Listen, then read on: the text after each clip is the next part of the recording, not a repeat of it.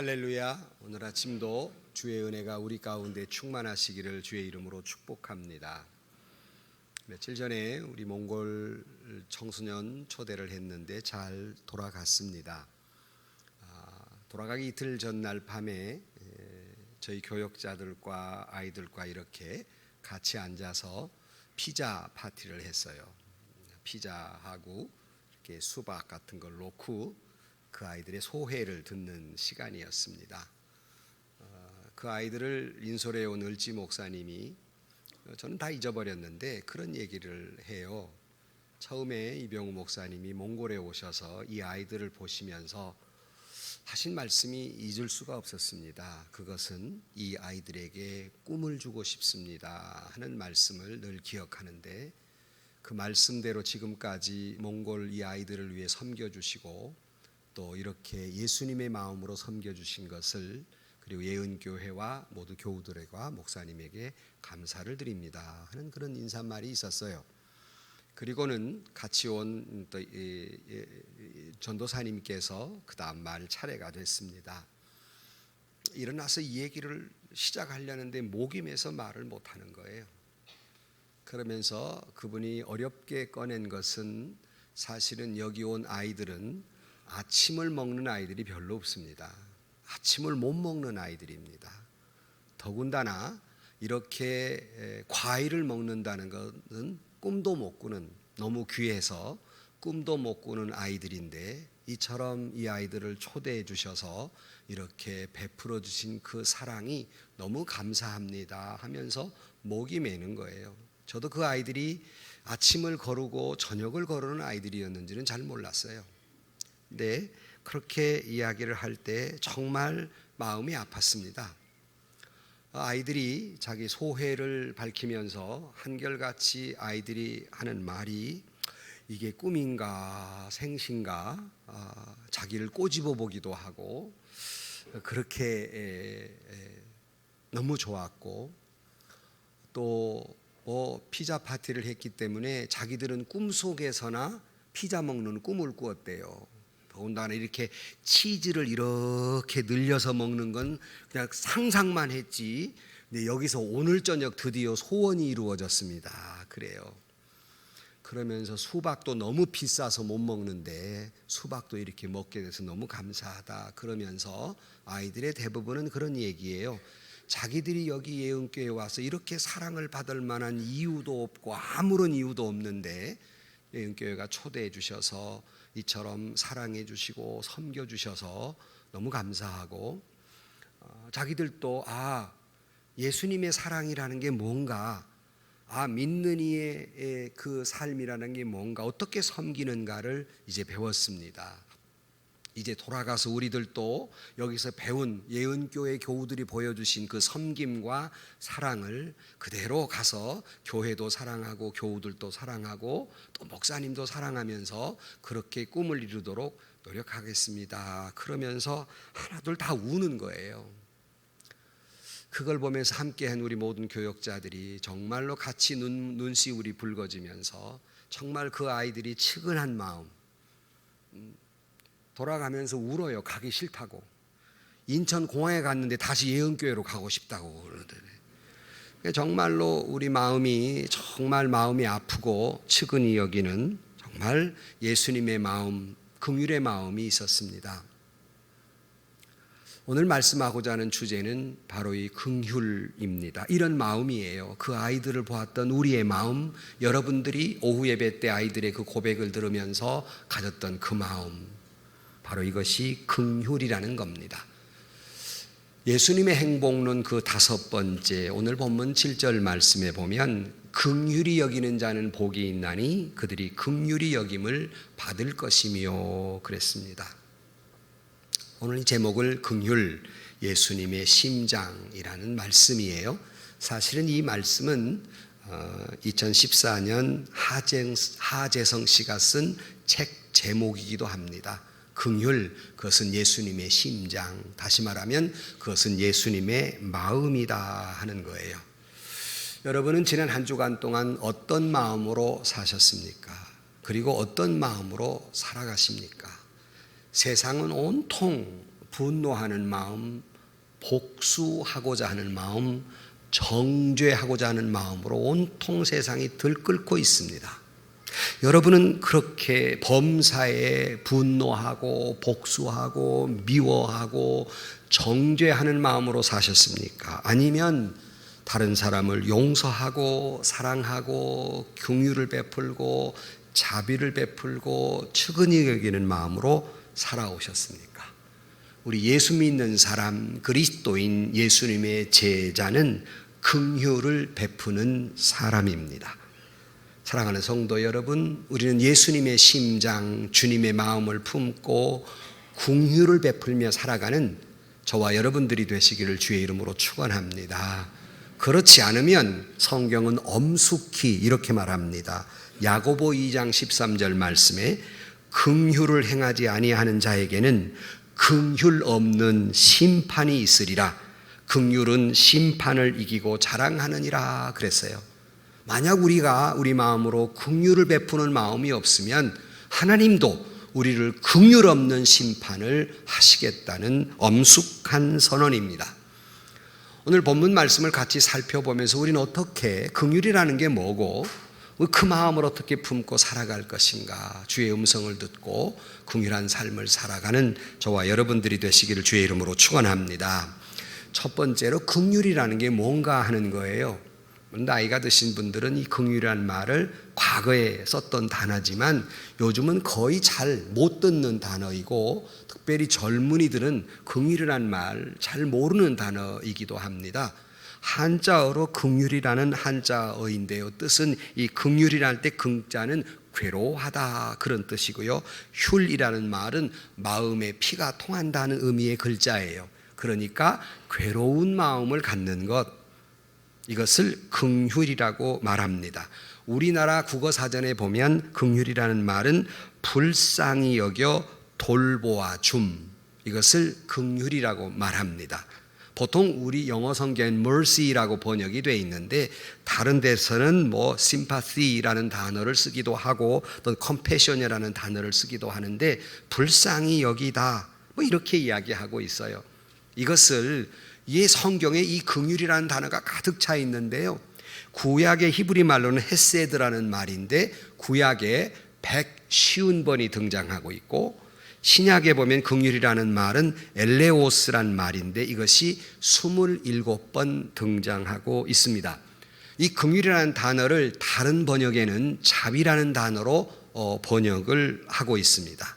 그러니까 이 긍휼이라는 단어가 구약이든 신약이든 쓰여질 때는 대부분이 하나님의 사랑을 표현할 때 긍휼이라는 단어를 씁니다. 그러니까 죄 많은 인간들을 용서해주는, 사랑으로 용서해준다는 의미로 쓸 때에 긍휼이라는 말을 쓰기도 하고 어떤 때는 조롱받고 상처 입고 궁핍하고 고통당하는 자들을 동정한다는 의미를 쓸 때에 이 긍휼이라는 말을 씁니다.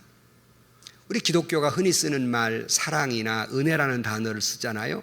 3대 단어를 말한다면 하나 긍휼이라는 말을 씁니다. 그래서 왓슨이라는 사람은 이 세 가지 단어를 재미있게 이렇게 표현해요.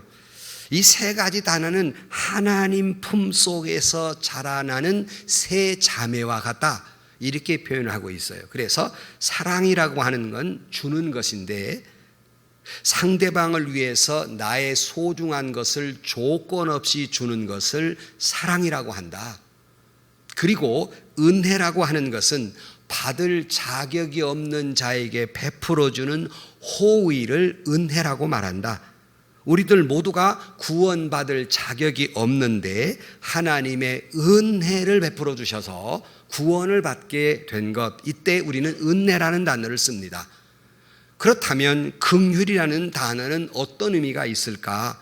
긍휼이라는 단어는 저주받아 마땅한 사람을 저주하지 않는 것, 무시해도 마땅한 사람을 무시하지 않는 것, 버림받아야 마땅한 사람을 버리지 않는 것, 이것을 긍휼이라고 말한다 이렇게 말해요. 그래서 왓슨이라는 사람이 이걸 다시 표현하기를 사랑이라는 것이 애인을 방문하는 친구와 같은 것이라면 긍휼이라고 하는 것은 병자를 방문하는 의사와 같은 마음이다. 은혜가 죄 가운데 있는 사람에게 베푸는 하나님의 사랑이라면, 긍휼이라고 하는 것은 죄의 결과로 비참하게 살아가는 사람을 향해 있는 하나님의 사랑이다. 이렇게 표현하고 있습니다. 모두어 정리해 드리면 사랑이라고 하는 것은 불쌍히 여기는 것인데, 일반적으로 불쌍히 여기다 그러면 약자나 고통당하는 자나 가난한 자나 외로운 자나 심지어 원수까지도 불쌍히 여기는 것, 이것을 긍휼이라고 말하지만, 조금 더 가깝게 어떤 단어와 더 가까운 의미가 있을까 찾아보면 자비라고 다른 번역에는 되어 있습니다. 자비, 그러니까 용서하는 사랑라는 의미에서의 긍휼이라는 말이 더욱 가깝다고 할 수 있겠습니다. 사랑하는 성도 여러분, 우리도 하나님의 사랑으로 우리 모든 죄가 용서함 받고 구원받은 하나님의 긍휼의 사랑을 힘입은 사람이라면, 우리 또한 역시 그 사랑을 품고 다른 사람을 사랑하고 용서하는 긍휼의 사람이 되시기를 주의 이름으로 축원합니다. 최근에 읽은 책 가운데 와다나베 가츠코라고 하는 수녀가 쓴 힐링 에세이에 이런 제목의 글이 있어요. 당신이 선 자리에 꽃을 피우세요라는 책에서 이렇게 말하고 있습니다. 인간은 결코 서로 완전히 이해하지 못합니다. 아무리 상대를 신뢰한다 할지라도 100% 신뢰해서는 안 됩니다. 98%만 신뢰하세요. 나머지 2%는 상대가 잘못되었을 때 용서하기 위하여 남겨두세요. 이렇게 말하고 있어요. 잘못 알면 왜 수녀라는 사람이 불신을 조장하는가? 100% 신뢰하라고 해야지 왜 2%는 믿지 말라고 하는가? 바로 그 까닭은, 내가 인간이라는 게 본래 불완전한데 100% 신뢰했다가는 불완전하기 때문에 그가 잘못할 수 있고, 100% 신뢰한 결과 실망하기 때문에 용서하지 못하게 됩니다. 사람은 신이 아닙니다. 인간입니다. 그럼 100% 신뢰하지 말고 그가 실수했을 때 용서하기 위해서 2%는 남겨두세요라는 말이에요. 조금 어렵습니까? 이거를 이렇게, 예를 들어 이렇게 말할 수 있다는 거예요. 당신은 나를 신뢰하지만, 여러분이 당신은 나를 신뢰하지만 나는 신이 아니라서 실수할 여지가 있다는 것을 잊지 마세요 하는 거예요. 나도 당신을 누구보다도 신뢰하지만 100% 신뢰하지 않는 것은 당신이 신이 아니기 때문에 실수해도 용서하기 위해서 2%는 남겨둔다는 겁니다. 그래서 혹시라도 여러분 누구를 너무나도 100% 신뢰하면 실망할 수밖에 없고, 그러다 보면 용서를 못하는 거예요. 그도 인간입니다. 실수할 수밖에 없는 인간이에요. 그러므로 여러분도 제가 목사이지만 100% 신뢰해서는 안 돼요. 본래 신뢰 안 한다는 표정들인데, 인간이기 때문에 실수할 수밖에 없고, 그래야 이해가 된다는 거예요. 어찌 저럴 수 있나? 그렇게 하지 않는다는 거예요. 저도 여러분들을 100% 신뢰 안 해요. 기분 나빠요? 그래서 제가 부교육자들에게 늘 이렇게 이야기합니다. 성도를 이해할 때 그의 직분이나 그의 나이나 그의 지식에 관계없이 완벽한 인격체라고 생각하지 마세요 하는 거예요. 완벽한 인격체라고 생각하면 도무지 이해 못할 일이 일어나고 도무지 용서 못할 일이 일어납니다. 완벽하지 않기 때문에 그의 행동이나 그의 실수나 그의 잘못을 용서할 수가 있고, 완벽하지 않다고 이해하기 때문에 그를 불쌍히 여기고 그를 위해 기도할 수 있게 되는 것입니다. 완벽한 인격체라고 그렇게 생각하지 마세요라는 말을 늘 평소에 하고 삽니다. 그게 와타나베 가츠코 수녀가 하는 말이에요. 마태복음 18장 35절 말씀에 너희가 각각 마음으로부터 형제를 용서하지 아니하면 나의 하늘 아버지께서도 너희에게 이와 같이 하시리라 그랬어요. 그러므로 여러분 누구를 보든지 너무 완벽하기를 기대하지 마세요. 그러면 용서가 안 돼요. 본래 불완전한 사람이다. 그래서 목사님들 가운데 주례할 때 그러잖아요. 하나님은 당신에게 당신의 남편을 완벽한 존재로 주지 않았다. 미완성품으로 줬다. 당연히 실수할 수 있고 당연히 모자란 부분이 있을 수밖에 없는 거예요.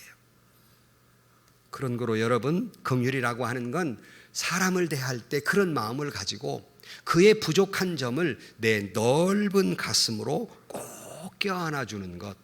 잘못했다고 정죄하고 잘못했다고 분노하는 것이 아니라 그럴 수 있지.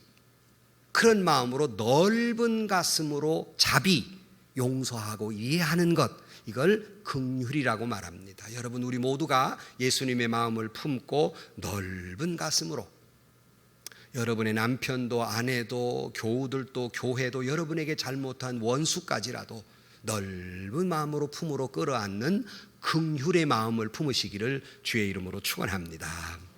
그리고 두 번째로 바로 이 긍휼은 하나님의 본성, 하나님의 성품, 하나님의 마음이고 예수님의 심장, 예수님의 마음이라는 거예요. 성경은 하나님의 긍휼하심으로 150번 등장했다고 그랬지 않습니까? 가득 차 있고 예수님의 긍휼하심으로 27번 가득 차 있어요. 예컨대 하나님의 긍휼, 바로 이것은 인간이 죄를 짓고 구원받지 못해서 영원히 죽을 수밖에 없는 인간에게 자비로운 마음을 품고 우리를 구원하시기 위해서 예수 그리스도를 이 땅에 보내신 것, 이것이 하나님의 긍휼입니다. 인간을 향한 그 자비, 죄가 있지만 용서하고자 하는 그 사랑이 있었기에 예수 그리스도가 이 땅에 오셨고 저와 여러분이 구원받게 된 것을 믿으시고 이해하시고 깨닫고 함께 하시기를 주의 이름으로 축원합니다. 그래서 믿음 좋은 사람들의 대부분은 이 하나님의 긍휼과 자비를 전적으로 믿었던 사람이에요. 예컨대 모세와 같은 경우도 그렇습니다. 모세가 하나님을 경험한 다음에 고백한 것은 뭐라고 고백했냐면 출애굽기 34장 이하에 보면 주는 자비로우시고 은혜로우시고 노하기를 더하시며 한결같은 사랑과 진실이 풍성한 하나님이십니다. 우리를 수천대에 이르기까지 한결같이 사랑을 베푸시고 우리의 악과 허물과 죄를 용서하시는 긍휼의 하나님이라고 그는 고백하고 있는 겁니다. 사랑하는 성도 여러분, 여러분이 지금 어떤 상황에 있든지 어떤 처지에 놓여 있습니까? 우리가 오직 기대할 것은 세상 사람도 아니고 이 세상에 있는 것이 아니라 오직 하나님이 나를 사랑하사 나를 용서하시는 하나님의 그 뜨거운 긍휼에 기대어 살아가는 것입니다. 그 긍휼하심을 꼭 붙들고 살아가는 저와 여러분들이 되시기를 주의 이름으로 축원합니다. 다윗도 마찬가지예요. 다윗도 인생의 숱한 시련을 겪으면서도 그는 오직 하나님의 긍휼하심만 붙든 사람이었기에 사무엘하 24장 14절 말씀에 다윗이 갓에게 이르되 내가 고통 중에 있도다 청하건대 여호와께서는 긍휼이 크시니 우리가 여호와의 손에 빠지고 내가 사람의 손에 빠지지 아니하기를 원하노라. 오직 하나님의 손만 붙들고 살겠다는 거예요. 사람 손에 빠지지 않겠다는 겁니다. 왜? 하나님은 긍휼하시기 때문에. 내가 이렇게 어려운 처지에 있지만 내가 그렇게 구원받을 만한 자격이 없지만 하나님이 그래도 나를 불쌍히 여기는 그 사랑밖에는 내가 붙들 게 없다는 겁니다. 여러분도 그렇지 않아요? 저도 그렇지 않아요? 몽골 아이들이 말한 것처럼 우리가 사랑을 받을 만한 자격이 없는데, 그럴 만한 이유도 하나도 없는데 예은교회가 우리를 사랑해 너무 감사합니다 하고 우는 것처럼 우리도 하나님의 그 사랑에 기댈 것밖에 없잖아요. 무슨 자격이 있습니까? 에베소 2장 4절 말씀에 긍휼이 풍성하신 하나님이 우리를 사랑하신 그 큰 사랑을 인하여 허물로 죽은 우리를 그리스도와 함께 살리셨고 너희는 은혜로 구원을 받았다. 그러니까 우리가 구원받는 건 하나님의 긍휼하실 때문이라는 거예요. 사랑하는 성도 여러분, 하나님은 우리를 향해서 긍휼이 너무 풍성해서 우리를 향해 불쌍히 여기는 마음이 자제할 수 없을 정도로 너무 풍성해서 예수 그리스도 이 땅에 보내실 수밖에 없었고, 나 같은 죄인을 예수 그리스도를 십자가에 달려 죽기까지 나를 불쌍히 여기셔서 나에게 자비를 베풀어 주셔서 저와 여러분이 구원받은 줄로 믿습니다. 그래서 우리가 유명한 요한복음 3장 16절 대부분의 사람들이 암송하잖아요.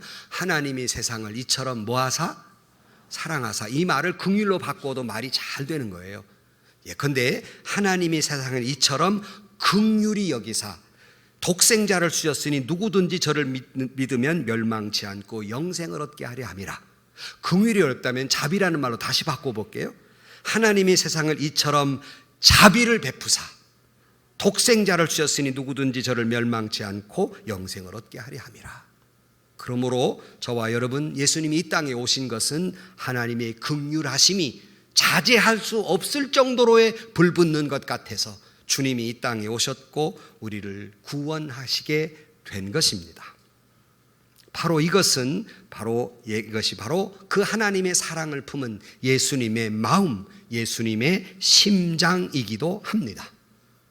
예수님이 이 땅에 오신 것, 바로 십자가에 달려 죽기까지 피를 흘리신 것은 저와 여러분의 죄로 인해 구원받지 못한 인생들을 향하여 그 긍휼하심으로 우리 주님이 불쌍히 여기심으로 십자가에 달려 죽으시고 저와 여러분을 구원하신 줄로 믿습니다.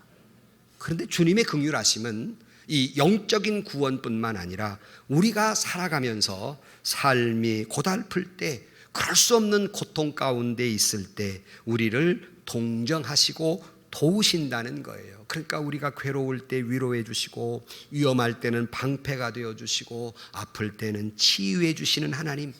언제나 복음서에 보면 예수님의 그 인간을 향한 그 긍휼하심으로 가득 차 있어요. 병든 자를, 장애우를, 세상에 버림받고 천대받은 죄인들을, 사고당한 자들을 향해서 늘 그 마음에 민망히 여기셨다, 측은히 여기셨다, 안타깝게 여기셨다, 그를 향하여 우셨다라는 내용으로 가득 차 있습니다. 예컨대 자식을 잃은 나인성 과부를 볼 때 불쌍히 여기셨고, 귀신 들려 고통당한 딸을 위하여 주여 나를 불쌍히 여겨달라고 몸부림쳤던 수로보니게 여인을 보면서 그를 불쌍히 여기셨고, 소경 바디메오가 주여 나를 다윗의 자손이여 나를 불쌍히 여기서 외쳤을 때 우리 주님은 그를 측은히 여겼고 안타깝게 여겼습니다. 복음서는 그런 말로 가득 차 있습니다.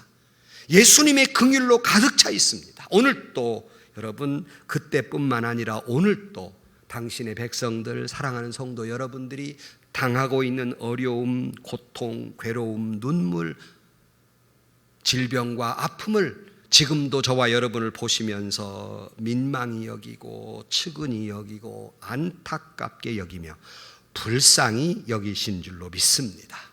긍휼하심, 연민의 정으로 저와 여러분을 바라보고 계시다는 말씀입니다. T.H. 로빈슨이라는 사람이 긍휼을 이렇게 말하고 있습니다. 헤세드라는 것은, 긍휼은 다른 사람들과 공감하면서 바라보는 것이다. 그들과 더불어 느끼며 그들의 피부 속으로 들어가서 그들의 입장과 관점에서 인생을 바라볼 수 있는 힘이다 그랬어요. 여러분, 주님의 긍휼의 마음, 바로 그것은 같은 사람의 처지에서 가슴 아파하고 그 사람의 입장에서 느껴보고 그 사람과 똑같은 처지에서 처해보는 구체적인 사랑의 행동, 이것이 바로 긍휼입니다. 마치 질병으로 밤새워 열이 펄펄 끄는 아이를 바라보며 밤새워 잠 못 자고 돌보는 어머니의 그 사랑, 그게 바로 긍휼입니다. 차라리 내가 대신 아팠으면, 그런 마음, 이게 긍휼입니다. 여러분, 다시 말씀드리지만 오늘 또 여러분들의 아픔과 고통에 우리 주님은 동참하고 계십니다. 아픈 자의 상처를 사랑의 손으로 싸매어주고, 여러분이 흘리는 눈물을 닦아주며 멍든 가슴을 어루만져주고 질병에 치료해 주시며 애절한 심정으로 민망히 여기사 측은히 여기시는 줄로 믿습니다. 그런 우리를 바라볼 때마다 예수님의 심장은 긍휼로 마치 피를 뿜어내듯이 긍휼하심으로 가득 차 있고 견딜 수 없어 하신다. 우리가 하나님의 자녀가 된 것도 예수님의 긍휼 때문이며, 우리가 천국 시민으로 살아가는 것도 예수님의 긍휼 때문이며, 우리가 오늘 이처럼 살아가는 것도, 우리가 이 시간 앉아서 예배를 드리는 것도 하나님의 예수님의 긍휼하심 때문임을 믿으시기를 주의 이름으로 축원합니다. 긍휼, 그것은 하나님의 가슴이고 예수님의 가슴, 심장입니다. 예수님의 마음입니다. 그런 거로 끝으로 세 번째로 주님은 우리에게 너희들도 그런 마음을 품으라, 긍휼히 여기는 마음을 품고 살아가라고 말씀하시면서 긍휼히 여기는 자는 복이 있나니 라고 말씀하시며, 예수님의 행복은 그래야 행복할 수 있다고 말씀하고 있습니다. 사랑하는 성도 여러분, 여러분 안에 이 예수님의, 하나님의 이 긍휼하심이 여러분에게 가득 넘쳐난다면 여러분의 그 긍휼을 다른 사람들에게도 흘러 들어가게 하시기를 주의 이름으로 축원합니다. 수십 번 수백 번 말씀드렸습니다. 예수 그리스도의 십자가의 보혈이 내게 흘러 들어왔다면 그 십자가의 보혈을 다른 사람들에게도 흘러 들어가게 하라. 예수님의 긍휼로 내가 구원받았다면, 예수님의 긍휼하심으로 내가 자비하심을 받았다면, 예수님의 긍휼로 내 안에 가득 찼다면 그 긍휼하심을 다른 사람들에게도 흘러가게 하라. 긍휼히 여기는 자는 복이 있나니 라고 말씀하고 있습니다. 그러므로 우리도 예수님의 마음, 예수님의 심장, 긍휼하심을 품고 살아가시기를 주의 이름으로 축원합니다. 마태복음 9장 13절 말씀에 너희는 가서 긍휼을 원하고 제사를 원하지 아니하노라 하신 뜻이 무엇인지 배우라. 나는 의인을 부르러 온 것이 아니요 죄인을 부르러 왔노라 그랬어요. 여러분, 무슨 뜻입니까? 예수님이 제사, 요즘 말하면 예배죠. 예배를 원치 않는다는 말이 아니에요. 우리가 예배를 드리는 건 가장 가치 있는 일이고 소중한 일이고 반드시 해야 할 일이지만, 예수님이 우리에게 말씀한 건 그 예배보다 더 중요한 것이 있다.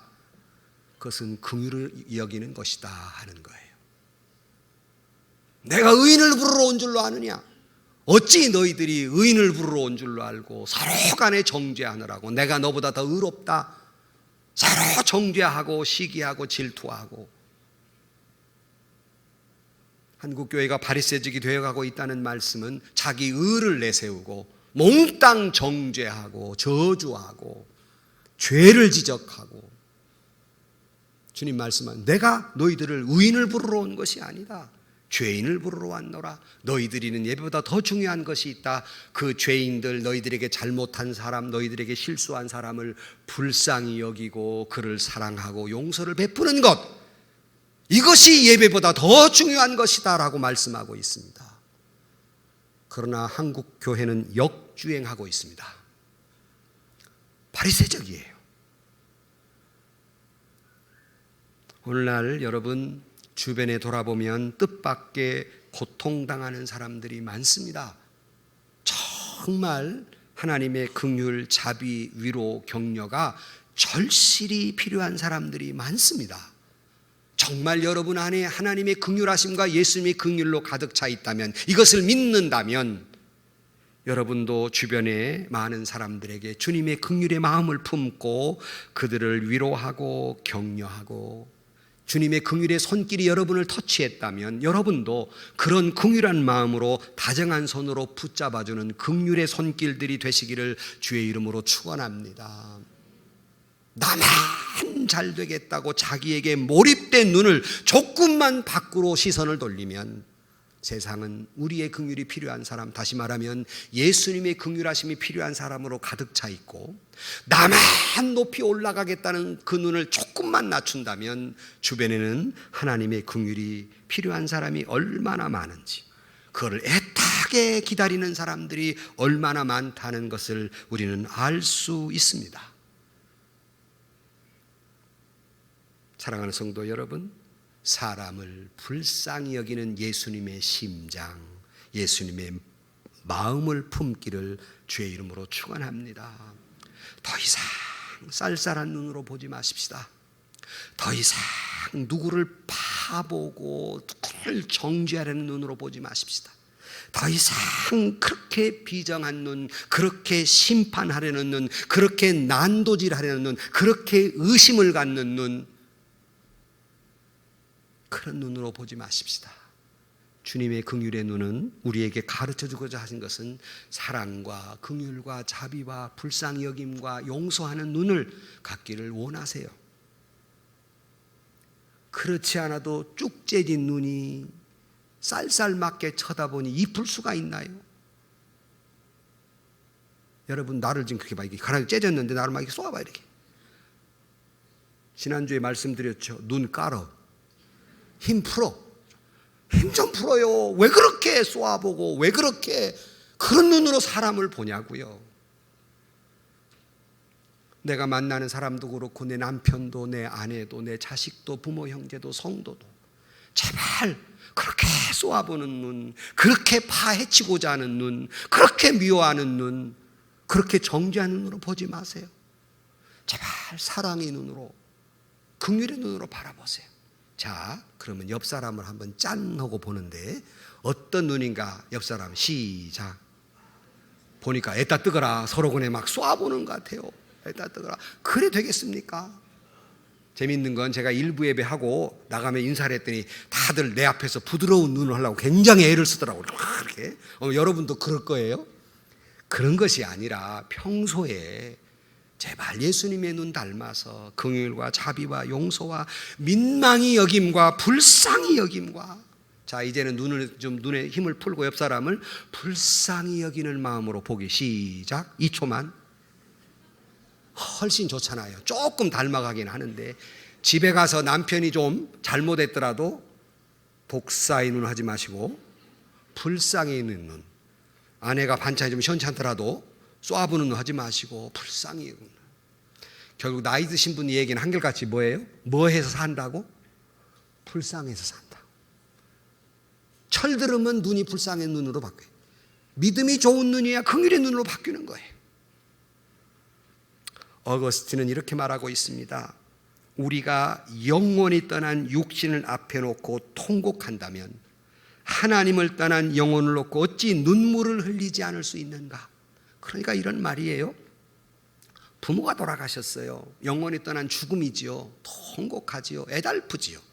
그런데 그 부모가 영원히 죽었어요. 구원 못 받아요. 영혼을 떠난 영혼을 놓고는 어찌 눈물을 아니 흘리는가? 내 형제가 죽었다면 그렇게 몸부림치면서도 내 형제가 예수 믿지 않고 그들이 구원받지 못하는 영혼에 대해 왜 눈물을 흘리지 않는가? 우리는 그런 긍휼의 마음을 품어야 돼요. 영적인 구원, 세상의 아픔으로부터의 구원이에요. 그래 우리는 기도해야 됩니다. 주님, 우리도 예수님의 마음, 아버지 하나님의 마음을 닮아 우리도 그 마음 품고 살아가게 하여 주옵소서. 그런 눈, 그런 귀, 그런 입, 그런 손, 그런 발, 긍휼의 말로, 긍휼의 단어로, 긍휼의 입술로, 긍휼의 손길로 살아가는 저와 여러분들이 되시기를 주의 이름으로 축원합니다. 결론으로 말씀을 드립니다. 나이팅게일에게 빅토리아 여왕이 훈장을 수여하면서 거기에 새겨놓은 글이 있습니다. 이런 말이에요. 긍휼을 행하는 길은 하나뿐이 아니다.